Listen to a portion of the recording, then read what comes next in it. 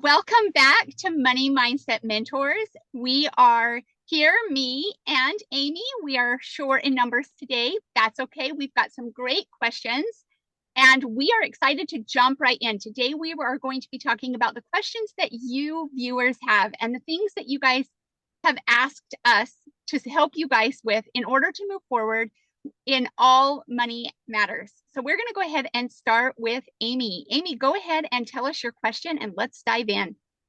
Thank you. So the question that I have been getting a lot lately, and I think just like we briefly discussed, is really on a lot of people's minds is it really the right time to buy real estate? Obviously, there are all things money, and you have, the stock market and Bitcoin and all kinds of different investment properties, like different places that you can put your money. Real estate is obviously where I operate most often. And so I get the question a lot and have more recently gotten the question, is it even the right time? Like, is it the right time to buy real estate when, we're kind of in this weird space where they're still a little bit high. They've definitely fallen. We've definitely seen decreases overall in the price points in Utah, and across the country. But is it really the right time? We still are a little bit high on the scale for price points, and our interest rates have spiked. So I'm working with multiple clients right now that are still looking to buy, and I advise them that if the numbers work, then it's something that is something that we definitely want to still move forward on. This is not something that we're buying and flipping. We're not looking at a short term, goal here. We're looking at the marathon. So and honestly, a lot more properties are not working on an analysis side right now. So it was tough to make them work before. And now we're really just seeing there's a lot of properties that you just have to check off. Nope, nope, nope, not gonna work. So my advice always is think about the big picture. Are we talking about how long are we going to plan on holding this property? Are we planning on holding this property for 3 to 5 years? That influences whether or not we're going to do things like buy down the rate and do some of these other things. Are we planning on holding to 7 to 10 years? Are we planning on this being a long-term investment? Is it a new property? Is it an old property? So there's a lot of things to consider, but I would hate for people to be scared away from real estate, just based on the fact that we're kind of in this weird space in the market. If the numbers work, they work. If they don't, they don't work. I bought my first property in 2005. 2006, early 2006. And so it was right before the market, quote unquote, right, crashed in 2008. And I actually still own that property today. And so if you are thinking, and so we're doing the same things, we were bidding prices up and removing contingencies when we're writing offers, even back then. And so for me, I look at it and I'm like, man, that property's done a lot for me. It's, offered me a lot of great benefits, a great, depreciation over the years, and interest write off, and cash flow and loan pay down. And so I would advise anybody that's looking right now to kind of get, again, back to like being really clear on your goals. Like, really, what are you buying the property for? You really, you're buying this to hold this, and if those numbers work for you, they work for you, and they are going to work now. And then if interest rates fall, say the spring, like maybe Q1, early Q2 of next year, like they're maybe projecting, can we refinance and be even in a better position? So that's the question that I have been asked a lot lately. What about you, Amanda? Oh my gosh, I'm going to jump into mine in just a minute, but Oh, so many okay. juicy things that you said. There were a couple things that I absolutely love that I want to spin back to and ask Okay, sure. go a little deeper on. When you said twice, if the numbers work for you, what Sure. number should we be looking at? Like what does Ah, that mean when you say that? Okay, so for me, analysis, like a really deep dive on analysis. So I have some basic numbers that I like glance at. We want to know what our gross income is on the property versus what our purchase price on the property is going to be, because that is going to give us like a right away a little bit of a get go. That ratio in Utah stays pretty, it stays fairly close. And so that's our first thing. That's our first, cross it off the list kind of check mark box. So I would say uh, gross rents to per price ratio is going to be the first thing. If that's kind of okay, then I kind of want to dig in further. And then we have to analyze a lot of things when it comes to properties, because owning a property is not just like, okay, hopefully then they can, make the payment, right?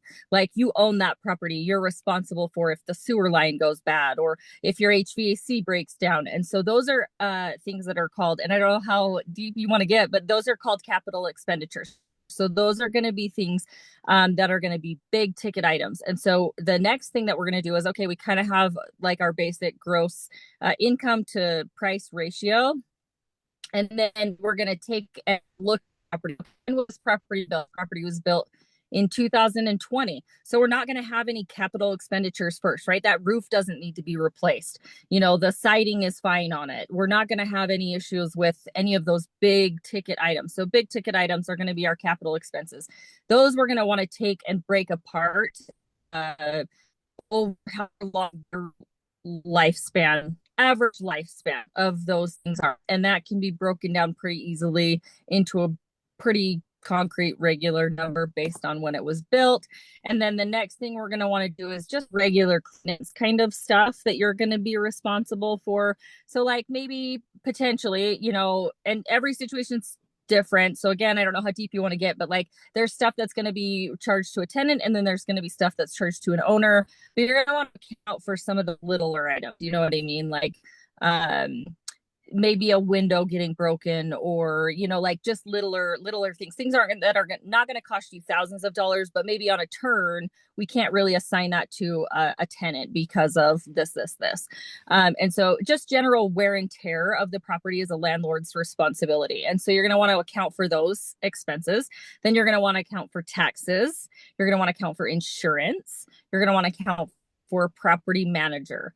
If you don't want to manage your own property, I always advise people to run numbers with property management, even if they plan on managing their own to begin with, because you may decide that you want to manage this property. And I think it's a wise decision. It's especially when you're starting, difficult path to know. But it does, where our market is tight, and most markets are, it does give you a little bit of a leg up. It maybe gives you $100, $150 a month in cash flow. And although that seems really small, it's big.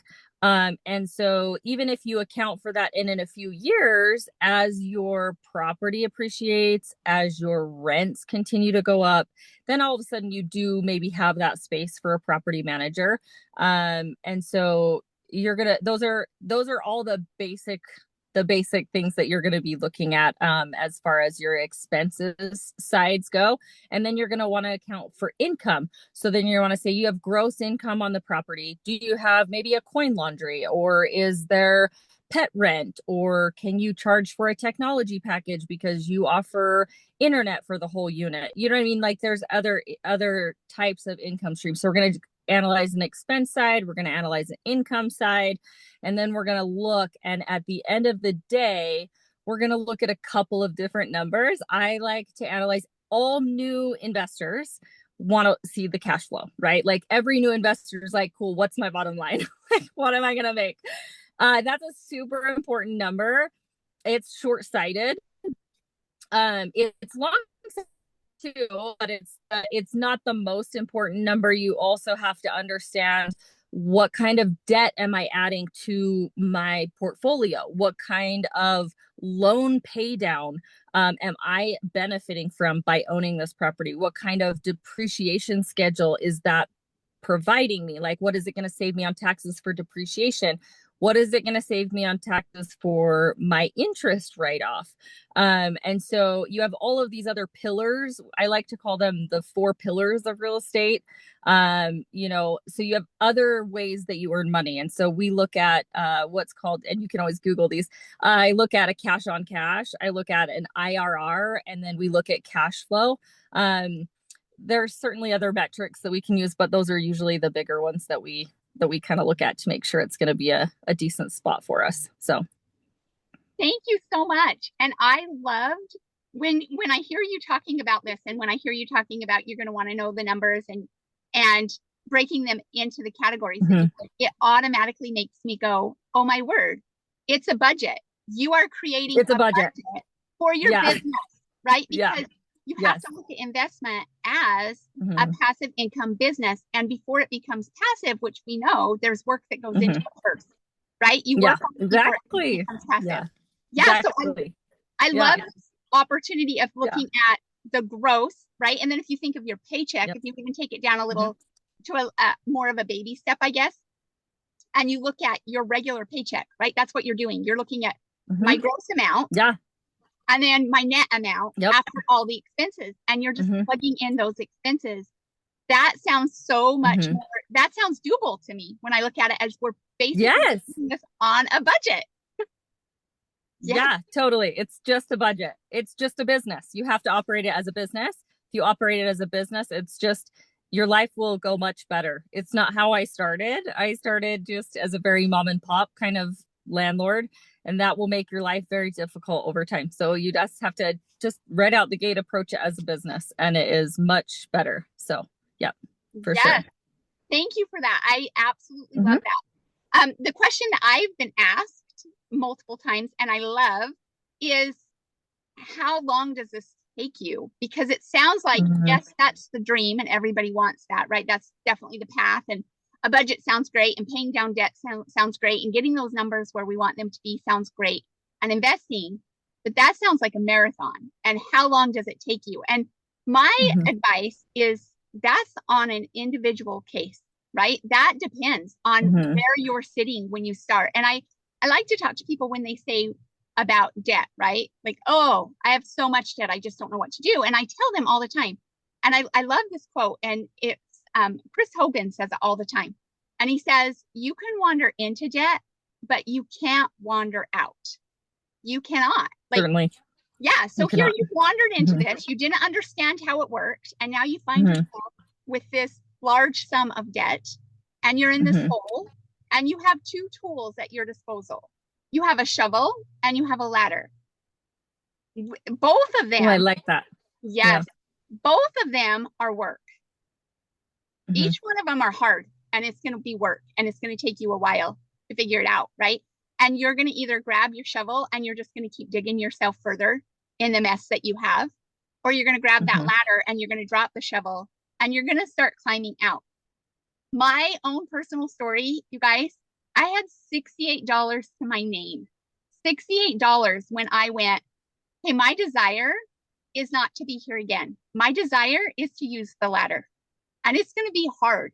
And it's going to take focus and laser beam focus. Like, it was, me and my husband had to say, okay, when you're trying to get out of a mess, I don't know if you guys are like this. I don't know if you're like this, Amy. I am so like this. It's like cleaning out my pantry. And the way I clean out my pantry is I take everything out and I sit up on everything goes out. Everything at the same time. I'm just everything. Chuck it out. Get it out as fast as you can.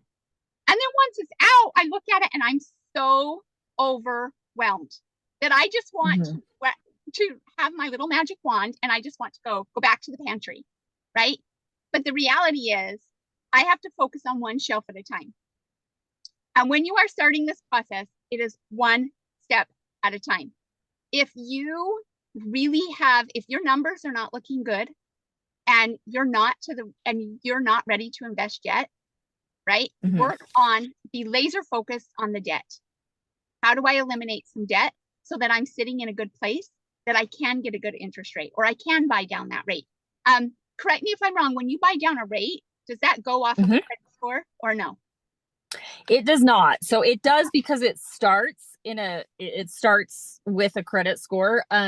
but the lenders will allow you to do a buy down of the rate. There's actually some pretty interesting financing structures right now.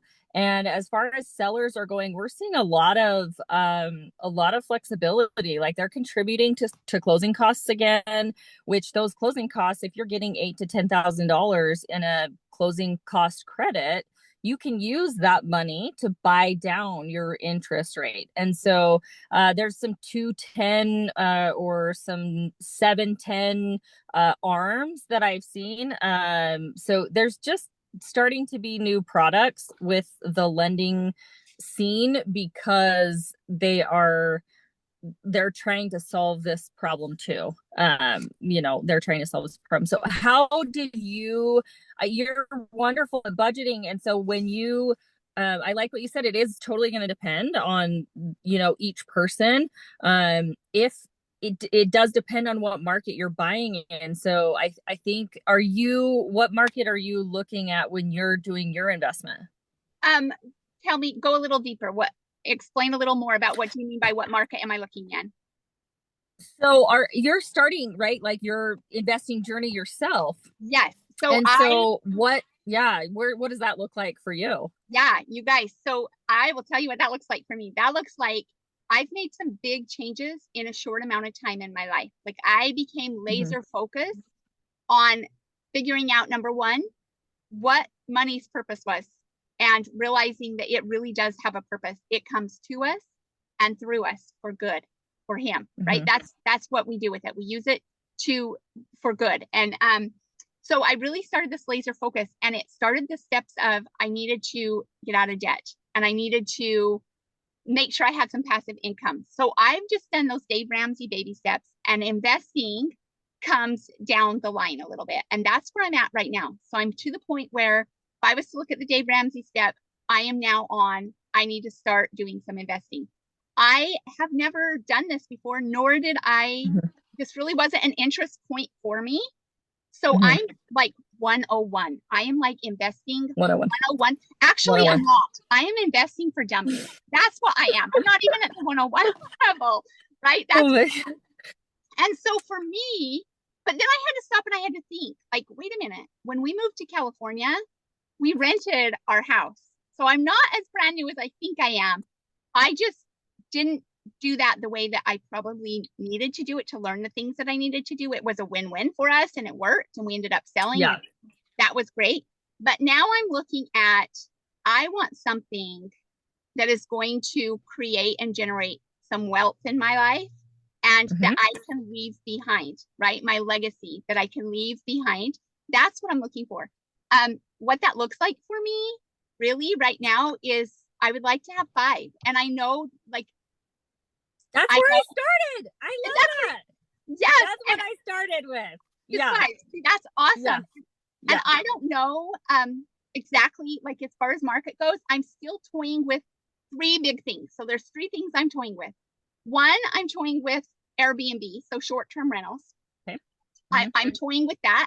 The reason I like that is because the property stays a little nicer, right? I don't have to worry about that if I get bad renters. That makes me a little bit nervous. Number 2 is rentals, and then just making sure that contract and that agreement is good and in place. And then the third one is units. So house property versus units. I don't know which way I'm going to go. I'm toying with all of them. I look at all of them. I send them. Rachel's really helping me a lot go through those properties and look at the pros and the cons. So I really am investing for dummies. I love it. I love it. There's so much that goes into each one of those different things too. Like there just is, Airbnb is its own beast. We manage quite a few of them and it's its own beast. You're totally right. Usually the property stays in great condition. You just end up with other issues. Everything's an emergency. Like if a guest is coming to stay for 3 days and the air conditioning goes out, it's not like a long-term tenant.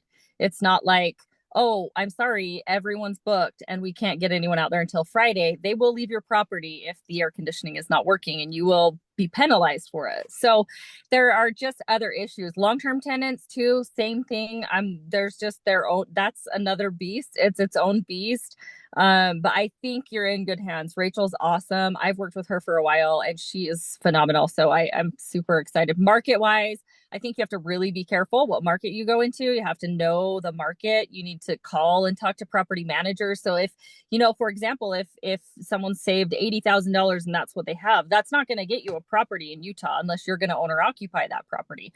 So if you've saved $80,000, your market is probably going to be Indianapolis or, Memphis, or you're looking at some of these other, Florida, Orlando, like some of those other markets, and you just have to be, make sure you're doing your due diligence. And I think that you'll find like good markets to, invest in. So and that's for anybody, anybody, as long as they're doing their due diligence and making sure that they know the stuff that they need to know, then they're good. So yeah. Yes. And I love knowing that there's always a good deal and it's always a good time to buy, and you'll find that deal. You'll find what you're looking for. You don't need to rush out and hurry and get it. Because I know a lot of people would say to me, if you're really going to do this, then you need to do it before this date, because don't you know interest rates are going to go up?